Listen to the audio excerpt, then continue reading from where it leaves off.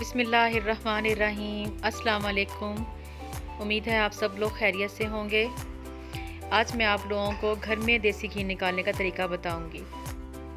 ये बहुत ही आसान है। हम जो डेली जो दूध आता है उसकी मलाई को इकट्ठा करके हम लोग उसको फ्रीज़ कर लेते हैं। उसके बाद उसको निकाल के रख देते हैं और इसको मैंने अब हल्की आंच पे गरम किया है। नीम गरम मलाई है ये। अब इसमें तकरीबन मैं 1.5 चम्मच जो टेबल स्पून होता है उसका मैं दही इसमें डाल रही हूँ, ताकि इसको हम जाग लगा के रखेंगे तो ये जब दही की तरह बन जाएगा तकरीबन 3 घंटे के लिए, तो फिर इसको हम ब्लेंडर में डाल के इसको ब्लेंड करेंगे। अब इसको दही को मिक्स करके मैं इसको ढक्कन दे के रख दूँगी और तकरीबन 3 घंटे के बाद मैं इसको ब्लेंड करूँगी।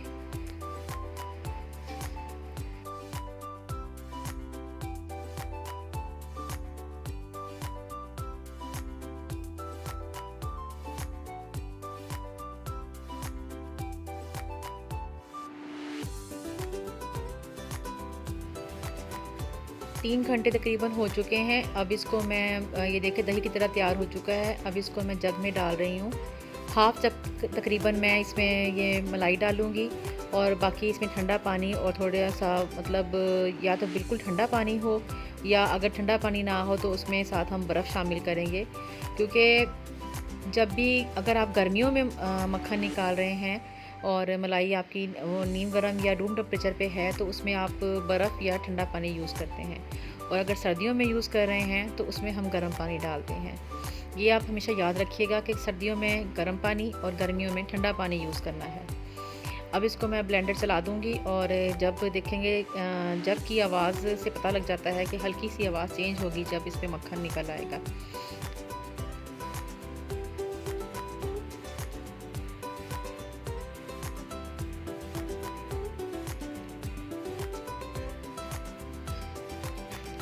ये देखें मक्खन निकल आया है। ये देखें माशाल्लाह बेहतरीन मक्खन निकला है। अब इसको मैं निकाल लूँगी।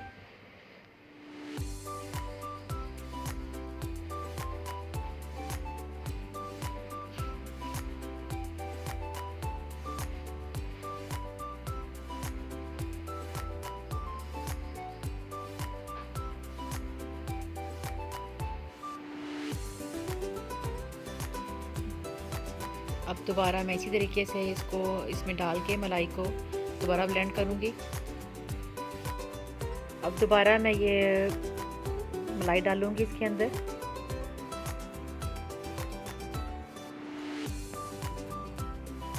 कुछ बर्फ़ डालूँगी इसमें, क्योंकि पानी बहुत ठंडा होना चाहिए।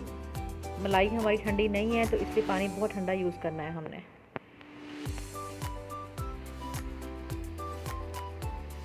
जितना ठंडा पानी डालेंगे उतनी जल्दी इसमें से मक्खन निकलेगा।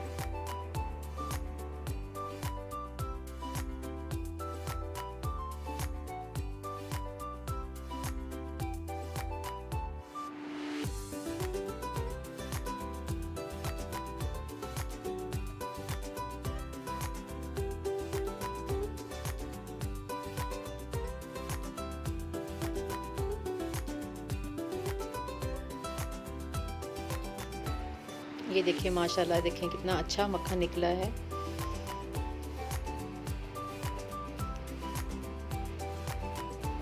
देखिए बस यही तरीका है मक्खन निकालने का। इसी तरीके से आपने मतलब जितनी भी मलाई हो आपने इस तरीके से ब्लेंड कर करके उसको इस तरह मक्खन निकाल लेना है।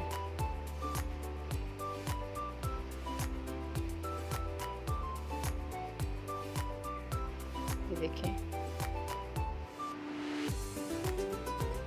ये सारा मक्खन अब तैयार है। इसका बस मैंने इसको दबा के इसका पानी निकाल दिया है।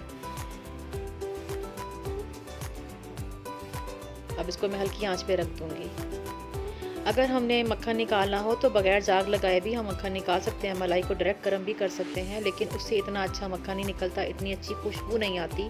जो देसी घी की असल खुशबू होती है वो उसको जाग लगा के और ब्लेंड करने से ही आती है, उसके बगैर इतनी अच्छी मतलब नहीं आती। अब इसको मैंने हल्की आंच पे रखना है ताकि ये हल्की आंच पे पकता रहे और बर्तन जले ना। अब इसको हल्की हल्की पकाते रहेंगे और मिक्स करते रहेंगे ताकि नीचे ना लगे। नीचे लगने से उसका जायका ख़राब हो जाएगा। یہ دیکھیں ابھی آہستہ آہستہ نکل رہا ہے۔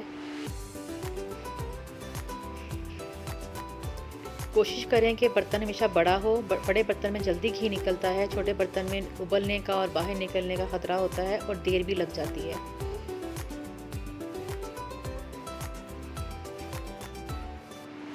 یہ کافی مکھن تھا لیکن تقریباً میرا 15-20 منٹ میں یہ میرا گھی نکل آیا ہے۔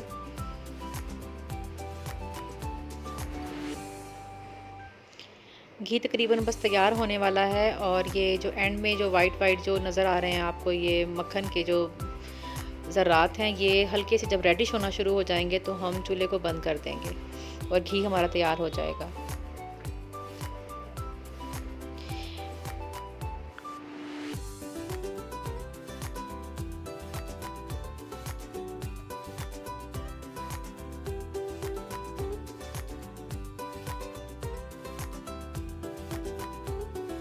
گھی تقریباً تیار ہونے والا ہے، تو اب میں لاسٹ میں جب تھوڑا سا ٹائم رہ گیا تو اس میں 1 چمچ آٹا مکس کر رہی ہوں۔ اس سے گھی بہت ہی صاف اور خوشبودار نکلے گا۔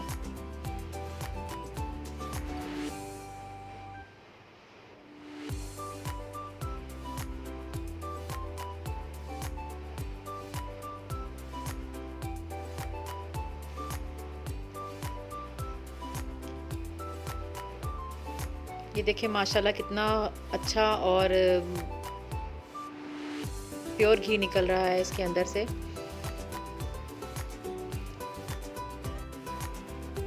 گھی میرا اب تیار ہے، اس کو اب بس چولہا بند کرنے لگی ہوں میں۔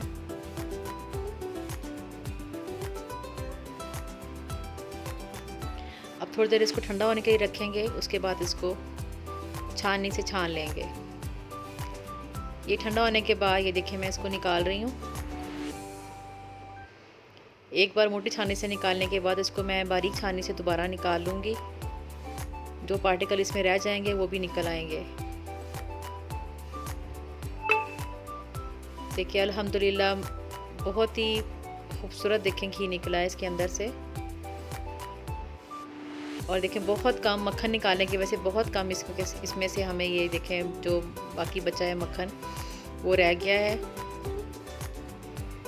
اور کتنا اچھا گھی نکلا ہے۔ ویڈیو پسند آئے تو اس کو سبسکرائب ضرور کیجئے گا، اس کو لائک اور شیئر بھی کیجئے گا۔ آپ لوگوں کا بہت بہت شکریہ۔ اللہ حافظ۔